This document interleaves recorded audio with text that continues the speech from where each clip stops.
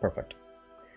Hi guys, welcome back to Hitpointed. My name is Revolve. Today we're going to be checking out a game with a lot of potential called Sands of Salzaar.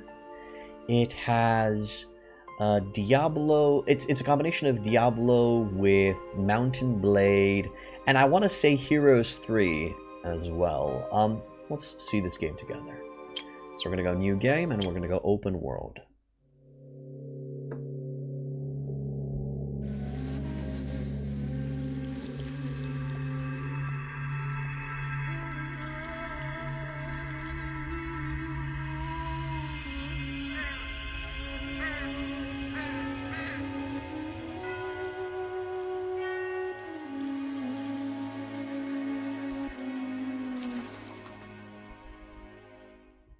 They have returned. There was a war 20 years ago. That war took my father, my mother, my homeland, everything. The black sun rose in the sky, heralding destruction. You've protected mankind for 1,000 years. Who am I to judge? But it all started with you. Now, I will be the one to finish it. Alright, so that doesn't say a lot. And the first time that I've seen that intro, and it showed that I lost my father, and it showed a picture of a chair with an arrow in it. The first thought that came into my mind was, your father was a chair? That's amazing! But leaving that aside, it was a pretty good intro. Okay, so let's go, and now you're going to be selecting the classes. So there are different classes in this game. But only some of these classes have plot quests available. You can also just start free-for-all with no plot quests at all. So we got a Spiritmancer, which is a ranged damage magic dealer. Jackal, who seems to be close-quarter combat. Kind of a combination between a rogue and a warrior. A Shaman, which is a shapeshifter. A Knight Errant, which is kind of a samurai. Blade Dancer, female version of the samurai. A Hashashin, which is an assassin, with a lot of bleed effects and poisons and death. Berserker, big damage, no magic. Sentinel is the tank class, as I've seen. A Sultan, which actually starts you off with a faction right off the bat.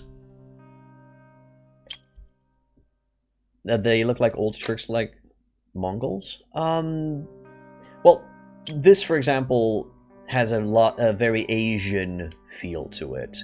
As I said, it's a very Oriental influenced game. There's a lot of Chinese and stuff, and I think the voice acting is in Korean. I think. I'm not 100% sure. Alright, what else do we get here? Sultan, Bounty Hunter, and Beastmaster. These are just alternative looks of the Shaman and the Hashashin, I think.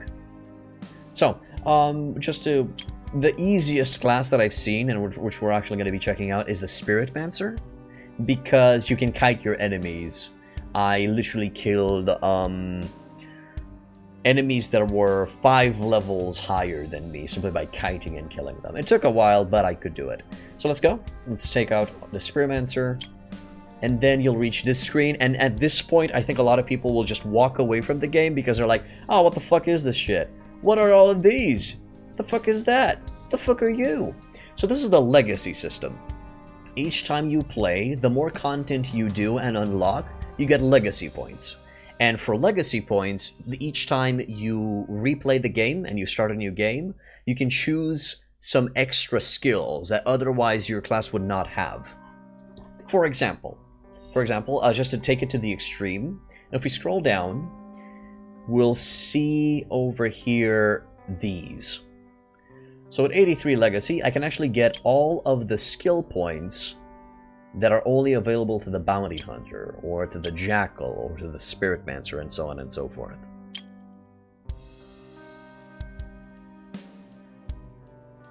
So that would be the idea. But over here, there are some individual abilities, and to be honest, for the Spirit Master, I actually would recommend Thunderclap. It's practically the lightning teleport from Diablo or Path of Exile, where you teleport, lightning strikes from where you teleported, and you teleport to another location and lightning strikes again, and damages all of the enemies nearby. So we're going to go Thunderclap just for the extra mobility. We're going to go Demonic Sword, which is going to grant 50% attack bonus to all allies within an area. And we'll take... What else do we have? Nah, I don't need charge.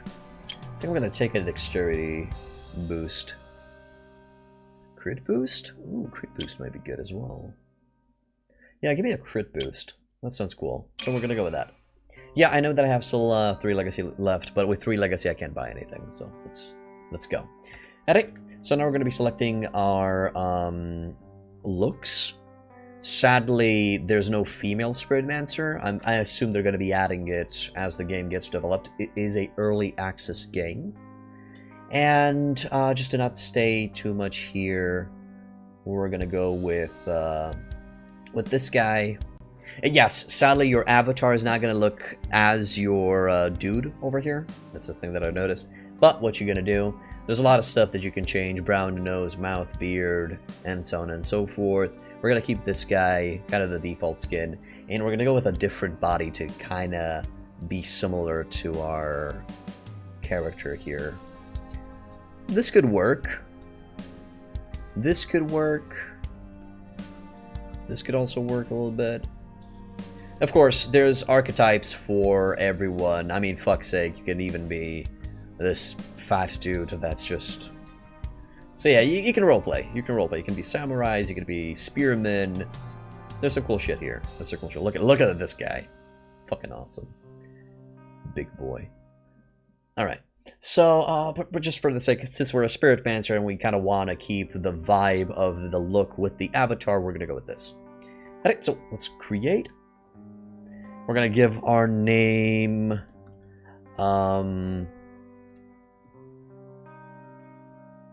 let's go with a basic for right now. Revol. Because I want to show the game. We're going to go with real mode, AI difficulty right now on normal because I want to showcase the game. I don't want to maximize difficulty on it. Keep the roll limit on, keep the hunger debuff on. Okay, confirm. Let's go in. Also, soundtrack is pretty fucking cool in this game.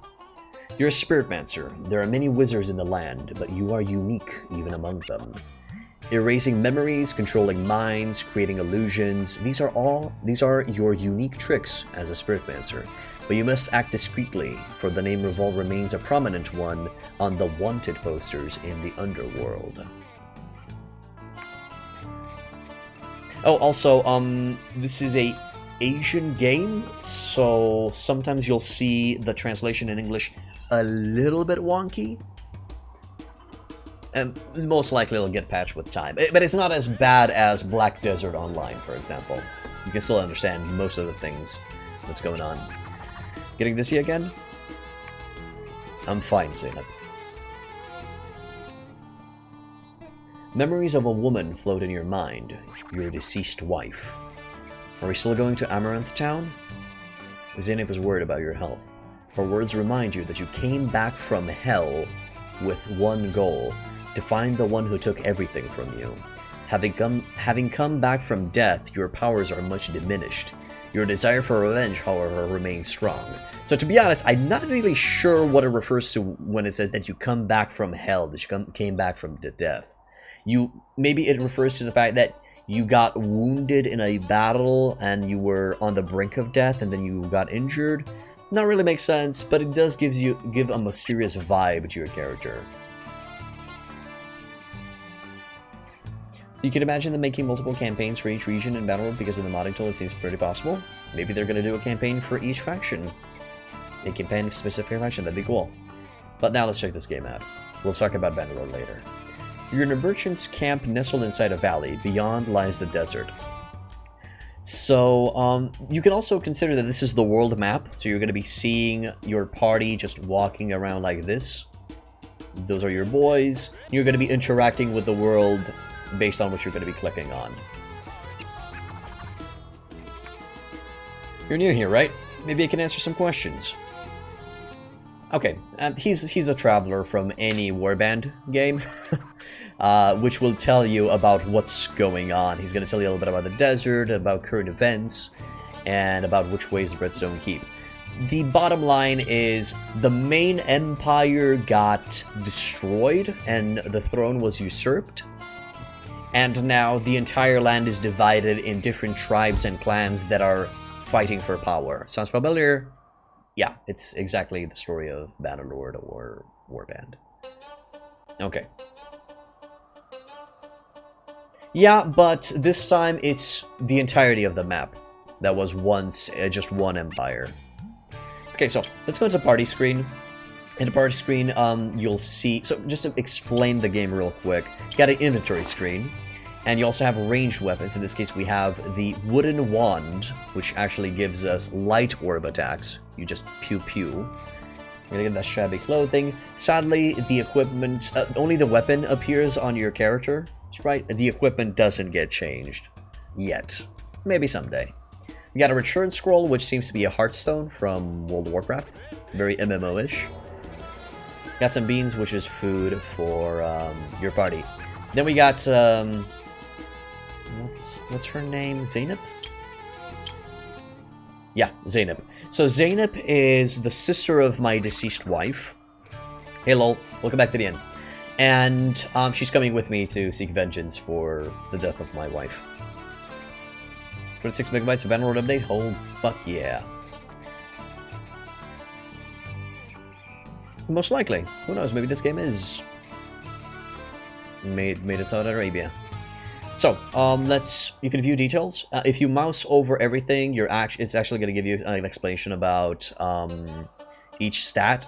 Physical attacks simply refer to anything that does blunt or cutting damage or piercing damage. Magic attacks is everything that does, well, magic spells. Yes, music is very good. I love the soundtrack of this game. Magic defense, and all of these are determined by your stats.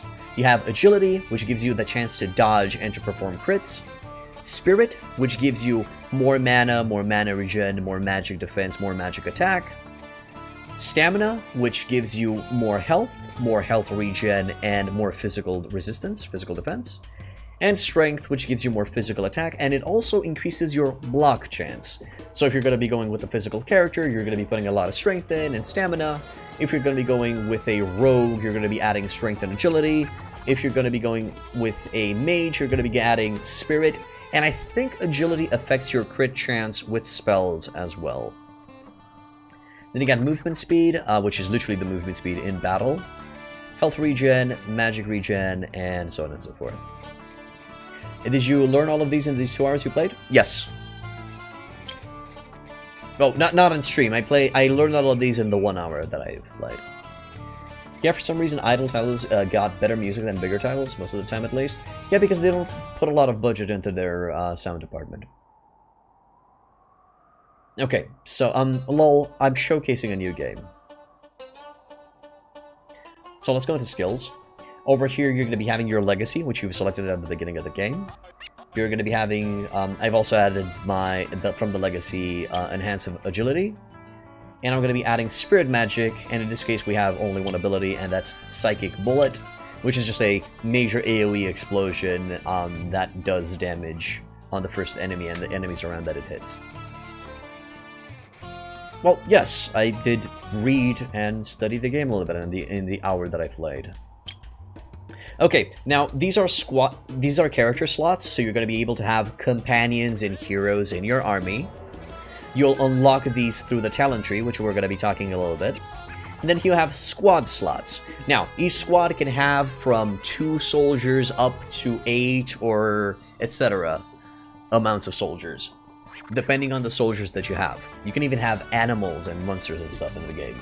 And you'll be unlocking these, again, every 3 levels, by being a sultan, by being a boss, and through the legacy or the talent tree screen, which again we're going to be visiting in a sec. Let me just level up Zainab as well. Zainab is a melee combatant, a rogue. We can enhance her agility, but I think I'm going to go directly into her berserk tree. And she also have Backstab, which she comes right off the bat. Backstab being teleports to a target and deals damage, and it adds 1 tier of Frenzy to you for a short time. But for Berserk, we're actually going to be giving her Sidestep Slice, dash forward, 5 cubits, 5 units, to deliver a Blade Strike. Enemies within a 500 cubit semicircle take the damage as well. This is kind of an AoE slash. Alright, she's already equipped with whatever we need. Now I'm gonna go real quick into the talent tree. So the talent tree is divided, and it's very similar to the perks in Bannerlord, but you will get these by exploring and by leveling up. And each of the trees will determine the different stuff. For example, the blue tree and March will determine the speed of your party, and some of the perks will actually determine the movement speed of your units during battle. Leadership will unlock new squad points, new squad slots to have a bigger army, and will also increase, it will lower troop costs to upgrade them. It will also give you battle formations, like Tiger Formation, which is going to give a party-wide buff of 10% party attack. There's also Fish Formation, which gives higher dodge rate to the entire army. I'm still trying to figure out which is the most OP stat to look out for. From what I've read and what I've played, I feel like Stamina is going to be the way to go, and just increasing the health and health regen of soldiers, but I gotta play more. Also, party block rate plus 15%, that combined with tank units, tank soldiers, is gonna be great. And also Ellen will give the entire army a permanent party attack plus 10% and crit rate plus 5%, which is pretty insane. Okay, the green part, the healing rate, will simply give you less food consumption for the army. It'll give you a chance for your soldiers not to die in battle. So each squad will start losing soldiers. If the squad reaches 0, that squad gets disbanded if you don't save it in time, if you don't recover it. Also, it'll accelerate the speed that your party will heal. Okay, this is going to be for trading and for making money and gathering resources. This is going to be a tree dedicated for gaining heroes and companions and increasing relations with them and giving them more XP. And this is a tree for gaining extra relations and being better with factions. And it'll also give you some battle-wide buffs that will be practically battle-wide battle buffs for your troops. That will be for 2 minutes or 3 minutes. Directly boosted them up for a good little bit. This is not like Dead Cell or Rogue Legacy, where you die continuously. No, this is not like that. Okay, so that's kind of it. Kind of a big summary of the talent tree. Let's get out of here. The rest is quests. Intel. Practically what I can tell you, boys, here is that these 5 are the major factions, these 4 are the minor factions, and we're going to be finding locations and people as we go through the game. Okay, so let's keep moving. We did equip our weapon. Just want to make sure. Yep, let's go. It also gives me a little bit of Battle Brothers vibe, just a little bit. Oh, also, there are monsters in this game. You hear faint calls for help carried by the wind. The wind gets stronger and the sound becomes clearer. After a while, you finally get to see the owner of the voice. It's a middle-aged man dressed in ragged clothes, carrying an old staff. He grasps a masked woman's hands and runs desperately. Chasing him is a group of humanoid monsters encompassed in with flame. Oh yeah, Dark Souls is very good. Love it. Help! Save me! Before you can respond, humanoid creatures made of living fire rush towards you with cruel intent. Okay, and now it's going to give you a mini tutorial of the combat. You roll utilizing space. You press shift to hold, and you'll attack from a hold position. So for example, if you have a bow or a ranged weapon in general, if you hold shift and click, you're going to be shooting in the general direction that your mouse is. Like Diablo. That's why I said it's quite similar in combat with Diablo. You press S to stop action, just to stop completely, and escape to pause the battle and open settings. So now we're just going to be moving northeast. This is an easy battle. This is a tutorial battle. That's it. As I said, it's a tutorial battle. We'll have bigger, cooler fights to come. Gasping for breath. Whew. Thank you for your help. May I ask the name of my benefactor? Revolve. My name's Malik. I'm a scholar. He points to the masked woman. She's Isra, an orphan I picked up in Twin Luna Valley. She was interested in my studies, so I took her with me. Oh, yes, we don't know this girl. We don't know this girl at all. No, wonder who she is. What do you study? Ah, in an age of war, it seems like a useless profession, no? I'm studying the history of this land. Not the old empire or the Machina age, but something very obscure. He smiles wearily. As long as you're okay. These monsters appeared after the black sun rose in the sky. They appear human, they even have human faces. Because their bodies are covered in flame, we call them Ifrits. Also, this entire world is kind of covered in darkness. So even daytime kind of gives you a nighttime vibe. The entire world is covered in darkness and there are monsters abound and attacking people. You know, besides your major factions. Why did they attack you? If you're lucky, you'll never encounter one. Ifrit are violent by nature. They especially like to attack humans. Human mages in particular. This kind of weak Ifrit isn't even self-aware. But it said more powerful Ifrits are smarter than a human. Though I don't know if that's true or not. Thank you. Please accept this token of our gratitude. You're really a kind person. I have no idea if he knows if I'm a kind person or not. The area ahead is dangerous. I suggest you proceed with caution. Malik and Isra express their gratitude, and then they continue upon their journey. You discover that Ifrits deteriorate very quickly. Like burned charcoal, they fall apart bit by bit until they're finally blown away in the wind. The Battle of the Black Sun has made this world unrecognizable, but people have never stopped fighting it. The appearance of such a monster is unlikely to change anyone's dreams of conquest. You brace your head against the wind and press forward.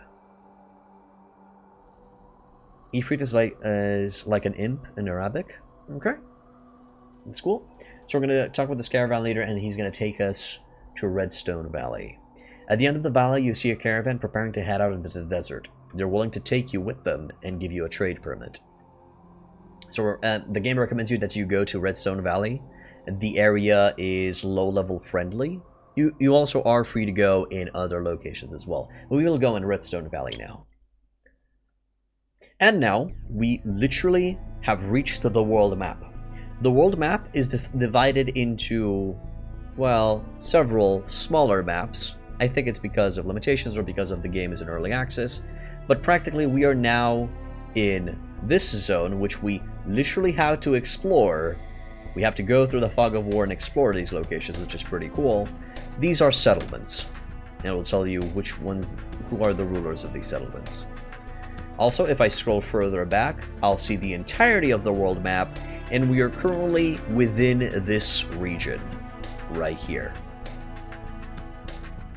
And we can use these portals and these locations on the edge to spawn and appear in the next region.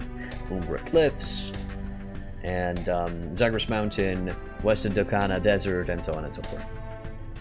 Each one of these locations practically has a major faction wielding it, but they are free to go between maps and attack each other like it's nobody's business. So keep that in mind. Now, let's go back in a bit. You can scroll further down. You can keep it kind of up like this. I'm going to keep it up because I want to keep an eye on what's going on. Also, there's a day and night cycle, and you cannot pause the game.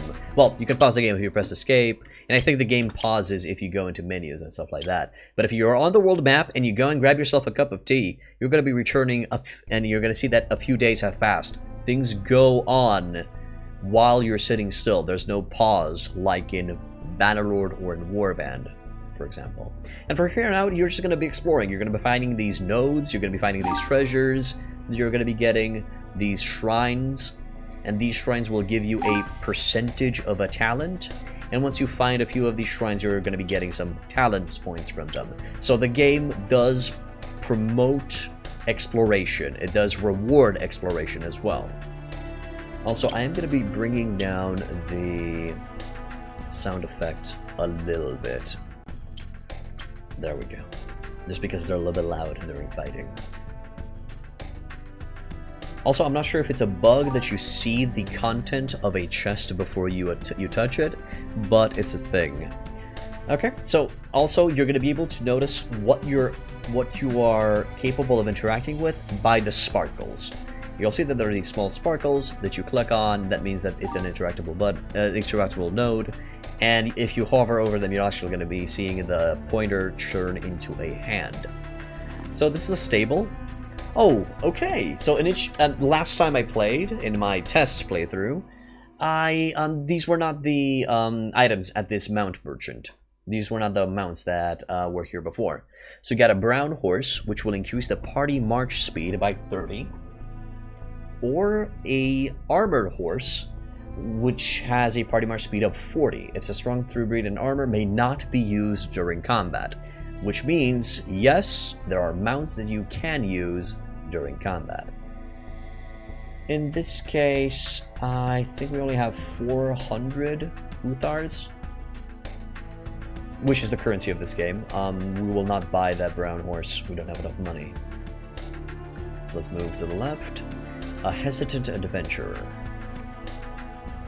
I don't have enough Uthar to hire troops, but I know that fighting alone is too dangerous. I learned that a trainer was selling war animals. Who knew that would be more expensive than people? Okay, traveling merchant's tent. My stand is simple, but my merchandise is anything but. Care to buy something unique? I've come into the possession of a pet fledgling viper, selling for 105. Care to buy it? Interesting! This pet is different from the pet that I had in the previous playthrough. In the previous playthrough, this man was selling a Arctic wolf cub for 150. So nice! You're going to be having some nice replayability for this. Yes, I do want to buy the fledgling viper. And now the fledgling viper is a squad in our party. And they're going to be on the battlefield fighting for you. This number over here is going to be showing you how many vipers are in that squad, and in this current squad there are 2 vipers. You'll see its stats on the right side, and if you mouse over the weapons and the armor, it'll show you what they do bonus damage against and what they receive bonus damage from.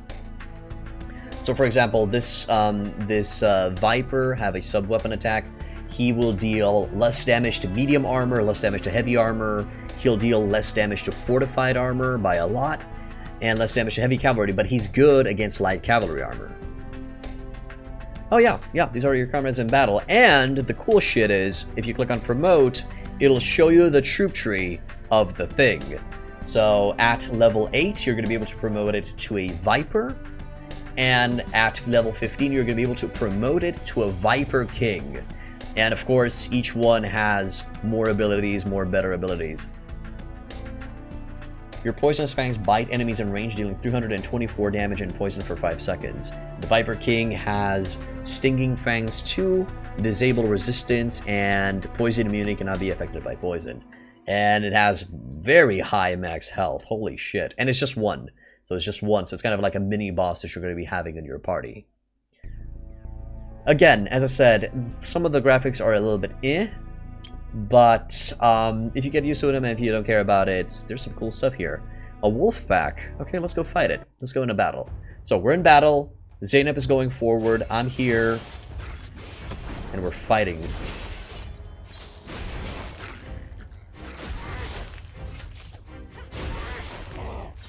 I'm shooting a few psychic bullets, and that explodes on impact. There we go. Yeah, your victory. You receive the experience. You actually are told which soldiers level up. You receive wood, you receive Uthar, you receive a strength elixir. Also, there are different resources in this game. There's not just Uthar, not just money. You're going to be having wood, you're going to be having iron stone, you're going to be having jade, which I haven't found yet, and of course you'll need food, which will be taken. I keep pressing I for inventory, but it's actually B for backpack. interestingly enough. That you will need to feed your soldiers, so that's a thing. What do we got here? We got a Rage Elixir, grants a temporary boost to your own and nearby allies' crit rate, and can be used in battle, and you can actually put it on the E key to utilize in battle as you see fit. The Strength Elixir grants a temporary attack bonus to you and nearby allies. I'm not going to be taking those just yet. You're never going to get used to hear English speakers say Arabic stuff? I'm sorry. Sadly, I don't know how to pronounce most of these things, and I know that there's a lot of Arabic influences in here.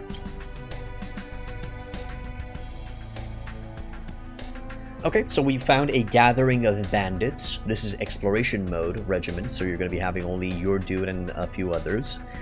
You can't respawn after being defeated in exploration mode, so be careful. And it has a recommended level of 3. So, not going to be doing this location. I'm going to be finding other locations that are more my level. I really want to show you guys a normal soldier from a faction to show you how in-depth this game is. Does it feel different? It does feel different because I'm using an English or American accent while pronouncing them. You're going to be finding a lot of random items as well that you're going to be most likely selling. And what do we got here? So, some prisoners are being held in this makeshift jail. Defeat the guards and the prisoners will join you. You must be discreet and thus can only use heroes. But this is recommended for a level 4 party, so we're not going to be doing this. It's too risky. But these locations will not go away. You're going to come over here later, and you're going to be, you know, redoing them. So, let's keep moving. Desert Tracker Scroll. I think the Desert Tracker Scroll simply increases our movement speed. Increases movement speed and attack speed of allies within a large range, and it can be used in battle. A statue of a legendary hero. Approach the statue, remember the hero's exploits, and learn from them. Exploration mode solo. Chances to drop fine iron sword, fire iron knife, flower harp, flowing spear. These are all weapons. Heavy cloud, mountain breaker, miner's clothes, combat harness, snakeskin harness. The last ones are armors. Let's try it. Let's try it. Let's go in. The spirit of the hero appears to test your skills. Ready. And now we're gonna go most likely into a duel. Yep. Demon Sword boss. Oh, did I just block him? Okay, I think I just bugged the... Oh, no, never mind. Whew. Okay, it's a boss. And yes, there are boss battles in this game. But yeah, he seems to be stuck there. So I guess this is going to be an easy win. Yeah, he is stuck up behind that palm tree. And I'm just going to be sitting here and shooting him until he dies. Oh, or he's going to nab me with that attack. Also, it seems Psychic Bullet, although it doesn't say in the description, also has a slowing effect. We dodge by pressing the spacebar. We'll kill this dude. No problem. Also, I'm not sure if those are crits. There we go. I missed. But we still got him with the AoE.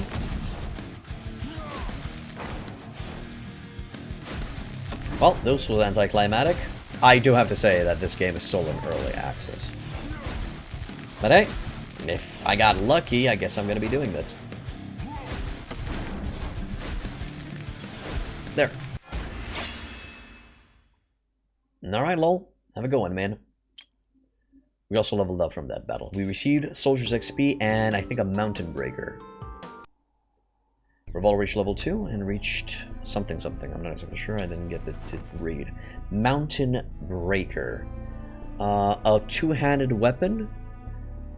Weapon speed 1. The bigger the number, the slower the weapon. So it has kind of World of Warcraft numbers. So that means I think it's attacks per second. I think it goes and utilizes that vibe. Physical attack would be 90, range would be 180 compared to our wand, which has 2000 or something like that. Basic attacks have the following effect: heavy weapon attack, a giant axe used to open fissures in stone, often used by the Mastinger Society.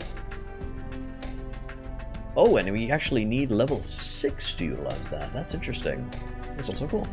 Alright, so we leveled up. Let's go and add a skill point. And I think I'm going to be adding Thunderclap. Definitely want Thunderclap. And I'm going to be putting on the Q key because I usually put mobility spells on my Q key. So that's going to be getting us out of thick and thin situations. Can I... let's see. So in 15 days, this shrine will reset, and you're going to be able to explore more of it. We have to wait 14 days until we can do this place again. So these shrines are respawnable. You'll be able to do them. There's something over there on the ground. If you guys have any questions, you've been quite silent while watching. Because I'm sure... oh, also, there are flashback stories. For example, I can talk with this cowardly warrior. Come back to see you. No, actually, I literally just met you. Traveler, my brother was killed here during the Battle of the Black Sun. He was a brave, brave man. Do you know your letters, Traveler? I need someone to help me write down my brother's story so that more people can know of his exploits. Okay, he's going to be repeating the same thing. Would you like to hear a soldier's tale from a time long past? Listen. Thank you, Traveler. I'll tell the story to you in exquisite detail. Now, weirdly enough, in the flashbacks, when you do the fights, you're fighting as your own character from the present, which is kind of weird. But hey, what you gonna do? We were brothers in arms who met during the Battle of the Black Sun. I was conscripted by the Oryx as a rank-and-file soldier. As you can see, it's quite light outside here. Oh, you must be new around here. Hello? Ha! Hey there, you don't look too well. I'm about to be sent to my death in battle. What on earth is this fool prattling on about? Hey, you lot. Stop chit-chatting and come finish your trading. And now we're going to be going through a battle that I lost last time. Because that dude is pretty tough. So I have to kite him to win this. Because I actually lost this battle last time I played it. Yeah, keep him slow to keep him dazed. We're actually going to teleport. There we go. Just to get out of the way. Moving. Holy shit. Yeah, that's one of the abilities for the melee classes. They have AoE as well. Gonna teleport out of the way. Good, and shoot more. We're kiting, we're cheesing the battle a bit. But we gotta, because if that dude manages to put a hit on us, we're dead. He's powerful. I know that this dude one-shotted me last time I fought him.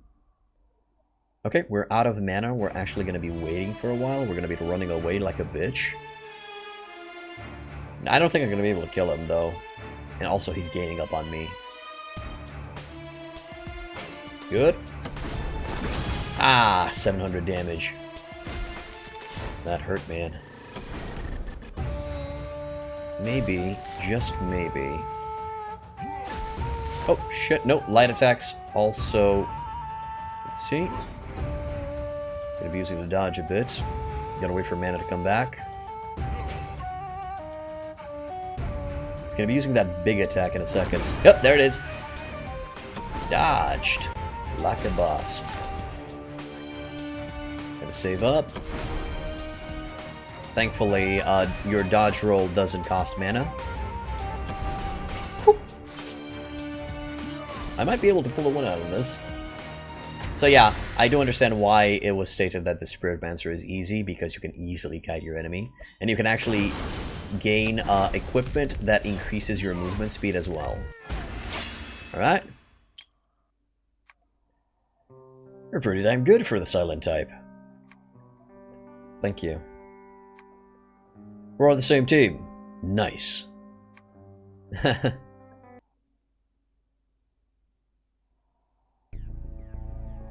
Okay, so I guess do I have to talk with him for the next part of the story? I'm walking through unknown territory as well here. But that's the story of how I met my bro. The story has just begun. Would you like to continue listening, Traveler? Not right now. Let's go do some other stuff. I'll let you guys explore these quests on your own, these flashback quests. It seems Zeynep also received experience. All of your companions receive experience. I'm not exactly sure if your soldier/monster party receives experience as well from quests, but I know that your girl does. Increases own crit rate to 100% for 5 seconds after using Sidestep Slice, which sounds awesome. So we're just going to be giving her that. We're actually going to be looking to give her Vampire Slash. Transform into a ghost and bolt 1,000 cubits in target direction. Deliver a critical strike to all enemies in your path and recover 10% of all of the damage you've dealt in health. So kind of a life leech. Pretty cool. Pretty cool stuff. I did not level up. Okay, let's move. A Desert Brotherhood. Yeah, let's fight. You haven't heard of the famous Desert Brotherhood? Hand over your valuables if you value your life. Now we'll fight. We'll fight you. Go. Actually fighting quite a few people here. But we're just gonna kite and kill like it's nobody's business. Also, we're gonna probably take, yeah, all of the aggro. And they're gonna kill themselves.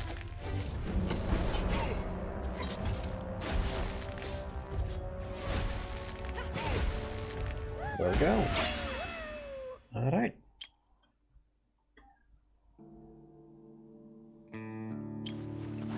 We gained an iron sword from that battle. And it's literally the same weapon that Zeynep has. Can she? No, she needs level 6 as well. If she is to utilize the Mountain Breaker. There's a shrine here, there's a bandit squad there. Bandits are your typical looters. Or not? Hello, never mind. That's not a looter, that's a mountain poacher. That's new. Also, archers will stay away from the fight. I've noticed that there are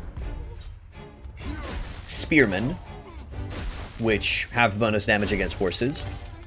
There are sword and board, which are the tanks of the game.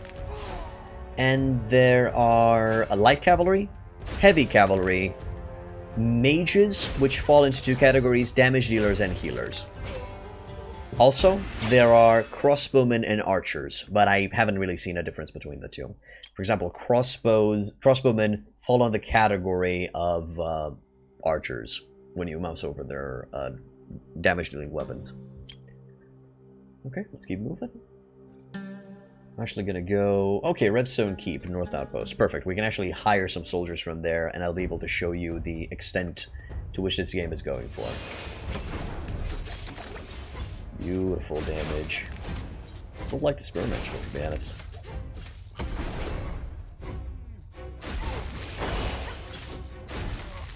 Beautiful crits. And just one more. There. Oh, hello. Another one. Did you kill my snakes? No. We don't want our snakes to die. We definitely don't want our snakes to die. Good job. Right, we reached level 3. Let's go into skills. And we're gonna add... Oh yes! Psychic Bullet Plus. Gains additional psychic bullets to the left and right of your cursor. So you shoot with 3 psychic bullets that all individually hit the target and do AoE damage. It's insane. It's stupid. You can take on armies with this thing. Of course, if you kite, good enough. Okay, what do we got here? Redstone Keep. We're actually going to be exploring Redstone. We're not going to be exploring Redstone Keep. Redstone Keep as a town, where you go and then you can visit multiple NPCs. We got Sanjay, who is a level 3 hero. We got a chief, a merchant, village elder, and an apothecary. Merchant will give us, well, weapons and food and resources and the specialty cheese, because goddamn, there should be no game where there's no specialty cheese. Got the chief, who has a quest for us, but I'm not going to take it right now. He has a quest for us to gather up some runaway farmers. Village Elder, which we can ask if, Nasir farmers are willing to follow us. We're actually going to be getting them. Recruit. And I'll show you why in a sec. And then we have the Apothecary, which will give us some potions to utilize in battle. Now, let's go check out those boys. And here you'll be able to see the greater similarities to Mountain Blade. So in the party screen, we have the Nasir farmers, which are part of a major faction, I think. Let me see. Let me make sure. The Nasir. Yes, indeed. Now, if we look at the party screen and we select the squad, which is formed by 5 farmers, we can go to the promote section, and that's going to give us the giant, sexy troop tree. Yeah. Yeah. The good stuff. Okay, so, depending on the type of troops that you want, you'll have to invest certain resources. For example, if you want to upgrade the Nasir farmers to a Nasir apprentice, which is a magic user, you'll need 70 wood. So you'll have to invest those resources, most likely for the magic weaponry to be crafted. Novice caster, Nasir caster, which has Embrace of Rhyme, which gives slow on attack. And then they can become Nasir healers, which will restore and heal your soldiers during combat. And then they also have upgraded versions, which will have Desert Tracker, that increases morale and movement speed and attack speed. They'll buff your soldiers as well, besides just healing them. And then you have the combat version, which simply upgrades them to Arch Frost Mages. And they'll have giant AoE freezing missiles and cryomancy and stuff like that. Practically, they're going to be damage dealers that also provide a lot of crowd control. And as you saw, crowd control is pretty good if you want to kite the enemy and stuff like that. Then they also have Nasir Riders. It seems, yeah, the Nasir Guard Cavalry, which has charge and stuff like that. Also, you can have some pretty big battles in this game. Nasir Lancers, which are anti-cavalry option. Heavy Gallant, which has Shield Bash, which is kind of a tank version. And of course, each major faction has different troop trees. And then the Nasir Ace Crossbowman, which will try to shoot at the enemy and stay away from combat as much as possible. Also, if you mouse over, you'll see how many soldiers are in each squad. For example, all of them are 5 per squad. Alright, so we're going to keep the farmers, and we're most likely probably level them up into tanks first. Sanjay just left. And over here we have another little dungeon. A beast's den deep in the desert. So let's explore this. It's recommended for level 1. You find yourself surrounded by beasts. Yeah. No fucks will be given, beast. Yeah, and as now you can see, we shoot with 3 psychic bolts. Or psychic bullets, how the game calls it. We gotta keep our distance, they're fast. There we go. And they're down. Alright. Zainab leveled up, Fledgling Vipers leveled up, Nasir Farmers leveled up. It's the same as the Vipers. You need a certain level for them to be able to be promoted to the next level. So for these guys, for them to be promoted to either Nasir Militia or Nasir Apprentices, they'll need to have at least level 5. Between the cards, you'll see the requirements. So from the Nasir Militia to be upgraded to Nasir Infantryman, for example, they'll need at level 8. You'll need 35 Utar, which are the currency of the game, 35 Ironstone, and 35 Wood, which are resources in the game. Most likely to craft their equipment, their spears. Just putting it out there. Of course, once you have a bigger party, you're going to be having to do some manual tactics and stuff like that. But the game sets it to auto mode at the beginning of the game because, well, you don't really need tactics to fight one squad yet.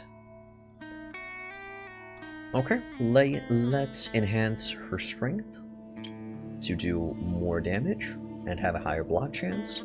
and then we're going to enhance our agility because that's going to unlock Vampire Slash. You'll see all of the requirements for all of the skills over there at the top.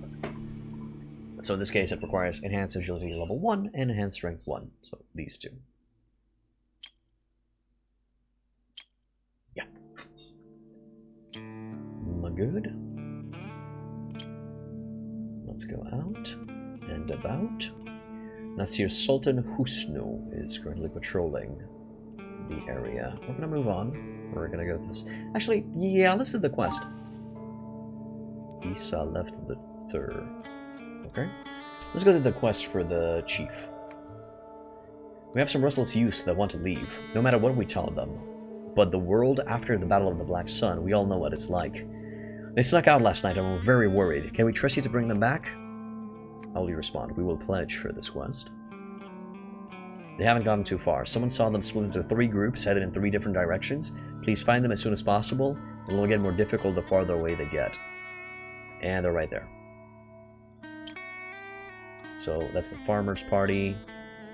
That's another farmer party, and we have to find the 3rd one. You're from Redstone Keep North Outpost, right? I'm here to take you back. Thank you. There are bandits and ifrits out here. We're just about to turn back. Another one here. Same thing.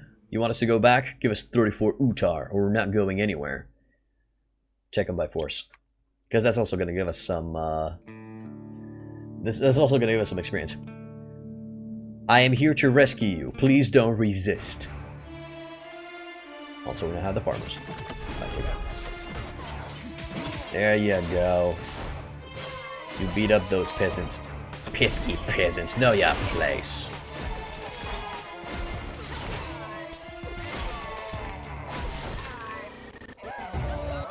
Okay.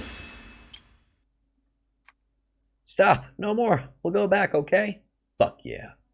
Suddenly you hear someone calling you. The wariness in the person's voice sounds familiar. You don't remember me? My benefactor, it's me, Malik. The Malik you saved from the Ifrits. You haven't forgotten this troubled scholar. He puts away his old tomes and turns to take your hand. My benefactor, I finally found you. Where is Isra? Scholars always seek their own esoteric path. She finds her own path while others take a different road. Benefactor, I'm in desperate need of your help. You must know, it's kind of hard to make him sound desperate with a smile on his face. You must know how powerful the Ifrit are. They have recently begun to attack humans in groups. If rumors are true, the most powerful Ifrits are nearly undistinguishable from humans, except for some superficial differences. They have their own language, intelligence, and powerful magic. They evolve and adapt quickly, too. If this continues, humans will be unable to defeat them. The Ifrit are that powerful? Yes! They've established their own base, from which they harass passerby. If this continues, they'll replace humans as the masters of this land. What do you need me to do? I found a secret base for the Ifrit. They seem to be planning some shameful conspiracy. The Pahoha. Okay, I'm trying to say this one with a straight face. The Pahoho lava void to the south of Redstone Keep is where I shall wait for you. Only you can prevent the disaster, hero. I don't know why, I'm just a level 3 dude. No clue why he wants me to go. Malik seems so earnest that there's no use refusing. He staggers awkwardly forward, his belongings slapping against his body with every step. He looks back at you one more time, his eyes heavy with fatigue and sadness. The Ifrit base spoken of by Malik rests within the Pahoho lava void. When you're ready, seek Malik there. And that's practically a continuation of the main quest line. Alright. And now we have unlocked a talent point. I've been playing around, I've been trying the survivor tree, but my soldiers haven't really been dying that much.